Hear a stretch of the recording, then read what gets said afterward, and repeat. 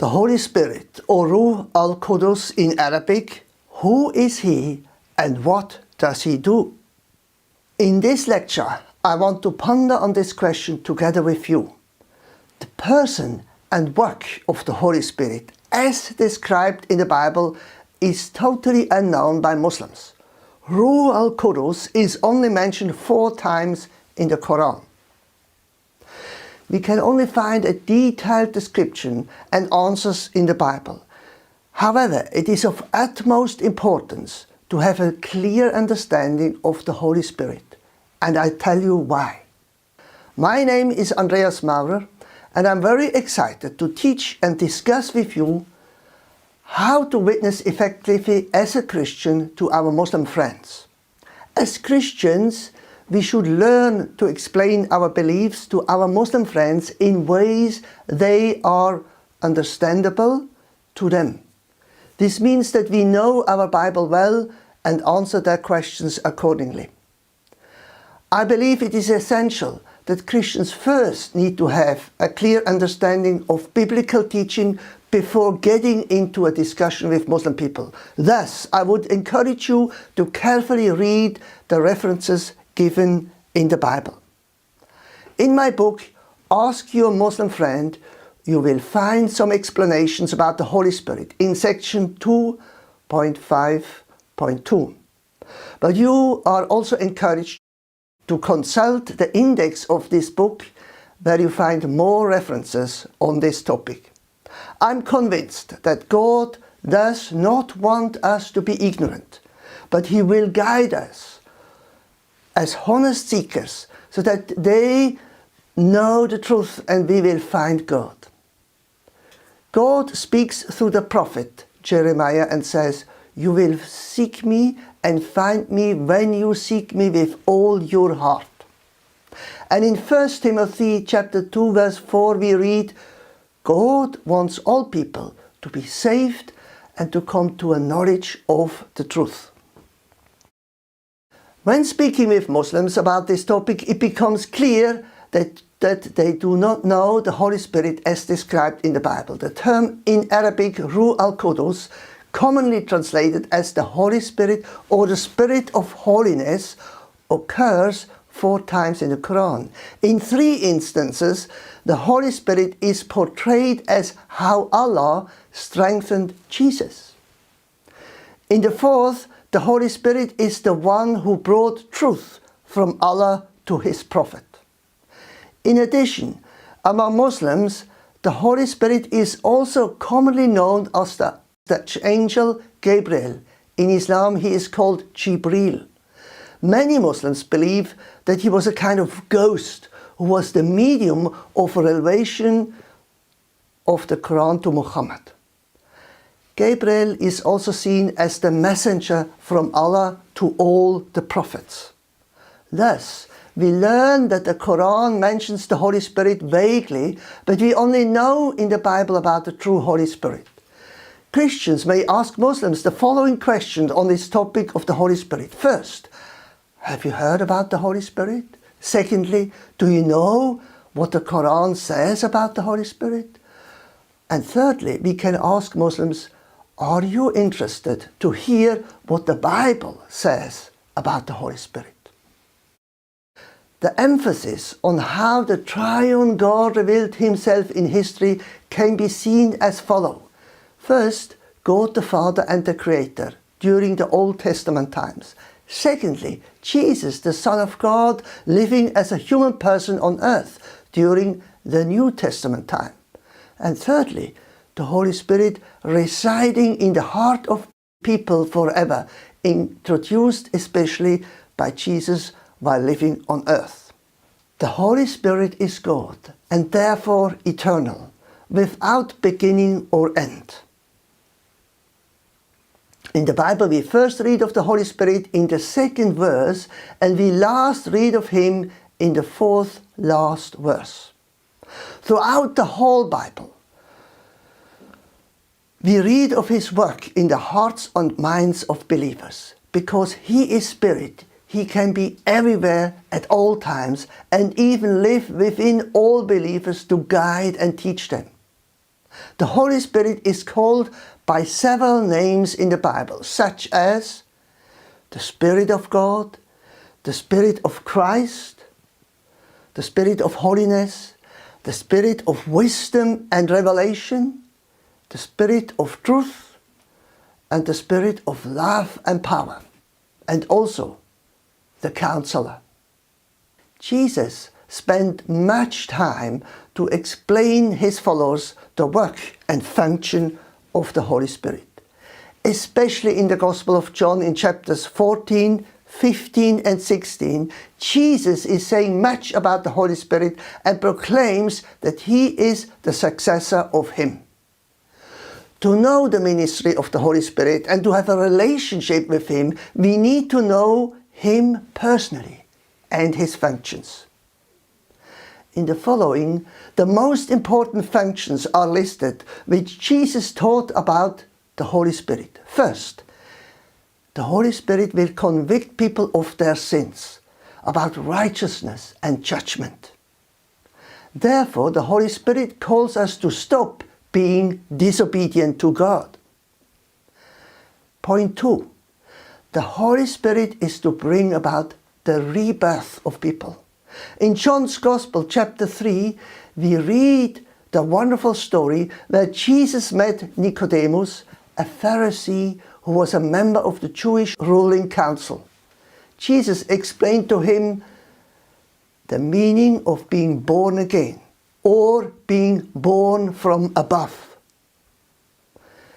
Jesus says in John chapter 3 verse 5, "I tell you the truth. Unless a man is born of water and the Spirit, he cannot enter the kingdom of God." When the Holy Spirit works in man's heart, the result is the miracle of being born again, so that everything in that person's heart becomes new. Point 3. The Holy Spirit gives us full assurance that we have forgiven and have become children of God through the new birth. He reveals to us all the wonderful blessing that God has prepared for those who love him. The Holy Spirit is the seal that proves that we belong to God. Point 4. The Holy Spirit will glorify Jesus, and he will also testify of Jesus Christ.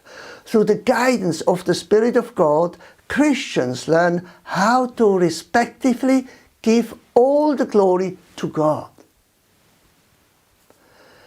The Holy Spirit strengthens Christians to overcome difficulties and hardships and remain bold to profess their faith. This supernatural power can be constantly experienced when Christians are persecuted by Muslims and they do not renounce their faith, even in the face of death. Point 5. The Holy Spirit will dwell in us and bring into remembrance of all things Jesus said. By reading and studying the Bible, Christians will learn about the way of God, and the Holy Spirit will help believers to remember things when they testify. Point 6. The Holy Spirit will guide us in all truth. Jesus also said that he is always speaking the truth and that he is the truth himself in person. It is not easy to discern the truth in every situation in everyday life, but Christians can rely on the Holy Spirit who will help them to know the truth in each particular situation. Point 7. The Holy Spirit will teach us all things. He comes to equip us to serve God and man for a pure life. He empowers us to lead godly lives. Point 8. The Holy Spirit will help the believers in their prayers. It is wonderful that the Holy Spirit will help us how we should pray. Since it is not easy to spend quality time prayer life. Point 9. the more a believer surrenders his life to the guidance and control of the Holy Spirit, the more the fruits of the Spirit become visible in a Christian's life. We read in Galatians chapter 5, verses 22 and 23. But the fruit of the Spirit is love, joy, peace, patience, kindness, goodness, faithfulness, gentleness, and self-control. Point 10. He will lead us about the things to come in the future. The Holy Spirit will inform Christians about events that will take place in the future so that believers are prepared. I personally had many encounters with Muslims where I witnessed about the life of Jesus as described in the Bible. I also shared the events recorded in John's Gospel where Jesus speaks in particular about the Holy Spirit, who is the successor of Jesus. It is remarkable that Jesus appoints his successor, the Holy Spirit, during his life on earth. This means that Christians have a clear instruction about it. By the way, Jesus also promised to prepare a special room in heaven for each believer. And this is wonderful. It is very contrary to Islam, where Muhammad did not appoint a successor during his life. We are aware that after his death, the Muslim leaders tried to appoint a successor, but they were not united, and as a result, the Muslim community split because of this question of succession into Sunni and Shia groups. For Sunni Muslims, Abu Bakr became the successor, and for Shia Muslims, it was Ali. As already pointed out, the Muslims do not know the Holy Spirit as described in the Bible, and therefore it is imperative to spend enough time for clear understanding. Being in conversation with Muslim friends, Christians may ask them questions such as, what is your understanding of the Spirit of Allah in the Qur'an? Have you heard about the Holy Spirit as described in the Bible? Would you like to know more about the Holy Spirit as explained by Jesus?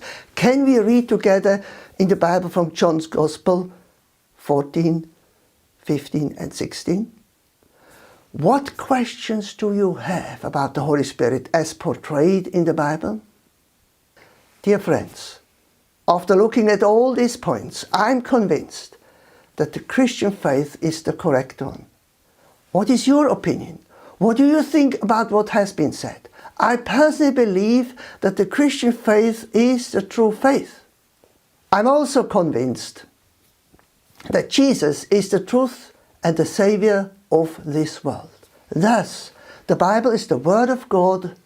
The biblical teaching gives clear answers about Jesus, and the way of salvation is described clearly in the Bible. I recommend you to acquire and study the book I have written and mentioned in the beginning, Ask Your Muslim Friend. This book has three main parts. First, Islamic teaching. Secondly, Christian answers to Muslim objections. And thirdly, encounters with Muslims, where there are practical guidelines. In addition, I also recommend the following books. First, Can We Know the Truth? This book explains similarities as well as the differences between the two faiths, Christianity and Islam.